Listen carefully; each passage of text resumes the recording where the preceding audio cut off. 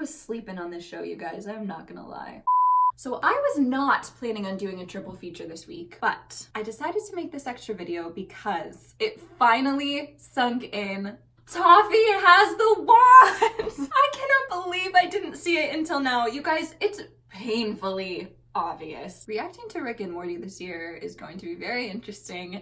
I am gonna have to put my thinking cap back on, if it ever was on. So with this newfound information, let's cycle back because I have a prediction that I think is fairly obvious at this point. I guess it's more of an observation that Toffee is planning a reverse Muni-Pendants Day. I know this is something that I had mentioned sort of casually earlier in my reactions this season, but now that I know that Toffee has that half of the wand, there's just no doubt in my mind that's what's going on. He has been out for revenge since day one, and he is so close to it now. It's terrifying. He's taking all the corn from the humans. He's building an army of rats. In episode 10B, you can even see Ludo/Toffee have built a maze of corn leading to a replica of the Muni castle, which they're being trained to destroy. Toffee is clearly using Ludo as a vessel for these elaborate plans until he can get his body back, but therein lies the question, can Ludo ever return to his original form? I say yes, which leads me to prediction number 2. In Friend Enemies, Tom brings Mackie Hand back from the dead. Well, kind of. He's more like a zombie, but it's the first time we've ever seen something like this happen in the show. I didn't realize that was even possible until now, and it makes me think that if Tom is capable of doing this, who's to say he couldn't bring Toffee back as well? And I have to wonder if Toffee's missing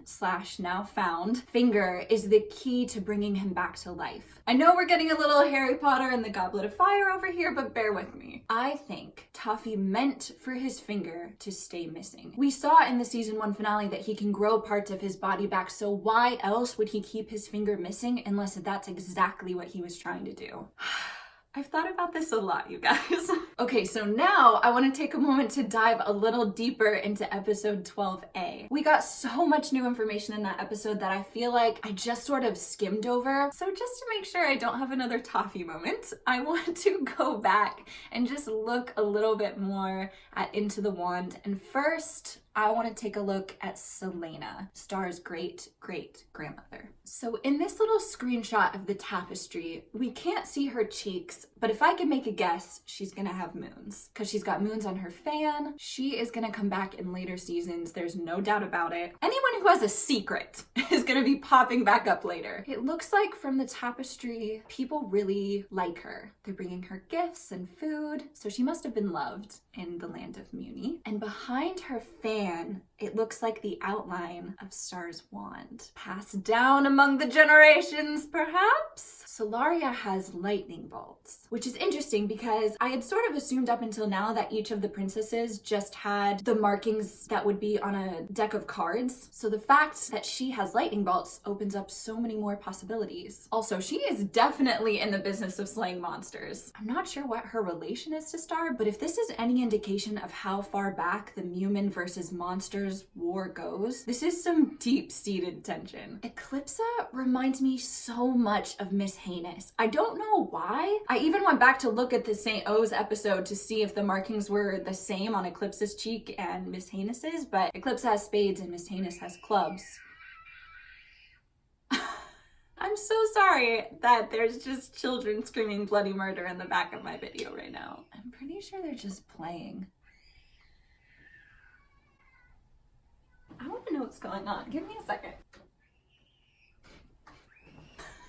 Me and that little girl just had a moment.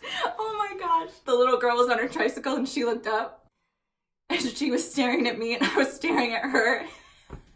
I hope I didn't make her feel bad. She's just a kid. I don't care that she's screaming, but I just wanted to make sure she was okay. Anyways, back to what I was saying. I feel like Eclipse is going to be somebody who is really important in the show from here on out. I know I've seen fan art of her pop up on my Instagram. I cannot help but notice that Glossaric is in every single one of these tapestries. We know he's been in the family for generations, but this moment, I feel like this is important. Glossaric, you're back! Oh, do you have any idea how difficult that was? Sorry. Am I wrong? I have a habit of missing things in this show. I think it's partly because the dialogue and overall tone of this show can be so quirky sometimes that I have a hard time differentiating what's important versus what is just meant to be funny and awkward. But I feel like this is important somehow. He was being sewn into a tapestry that looks like it was going to be of Star. With the possibility of Star having future versions of herself out there, I feel like this moment could be a metaphor. Maybe that her future was being written a certain way, but because of her actions in this episode, she tore away from that timeline. I don't know. I could be reading way too much into this. I'm just so terrified of missing things now that I'm like overthinking everything. So the only question that remains, well, actually so many questions remain. But another one is, who is this princess with the bunnies on her cheeks? Star did not mention that tapestry at all. It makes me wonder if perhaps that is a future version of Star, but I also think that it could be Star's grandmother. She mentions as she's walking into this room that it's the grandma room. So for now, I'm gonna say it's Star's grandmother, but there's just so many possibilities. And at the very end of this episode, we find Toffee's missing finger. And I think this really ties into my prediction that Toffee knew exactly what he was doing in the season 1 finale. He was able to preserve himself using that finger to literally get his hand on the wand. Star's mom's relic even calls him the immortal monster. Toffee's coming back, there is no doubt about it. It's just a matter of how. And my prediction is that he uses Tom's power in some capacity, but I don't know.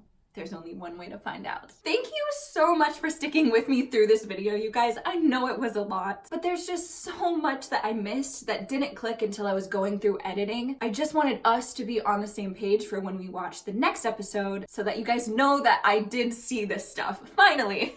This show snuck up on me in the best possible way. It started off so goofy and silly, and I can see now that it's starting to become something more, and that really excites me.